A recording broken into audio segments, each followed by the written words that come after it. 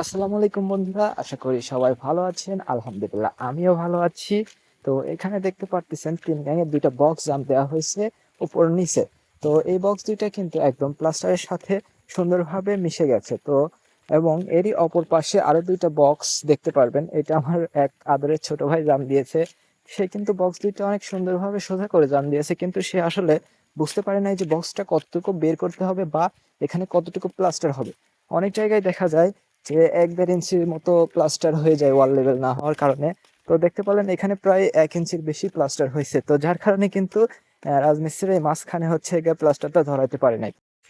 তো এখন আমি একটু নিজের বুদ্ধি খাটিয়ে এই যে বক্সের মাঝ দিয়ে নিচ দিয়ে একটা কাট মেরে নিছি। কাট মেরে নেওয়ার পরে এই যে ফাঁকা যে জায়গাটা ছিল, এই জায়গা দিয়ে নতুন করে সিমেন্ট বালু দিয়ে প্লাস্টার করে দিছি।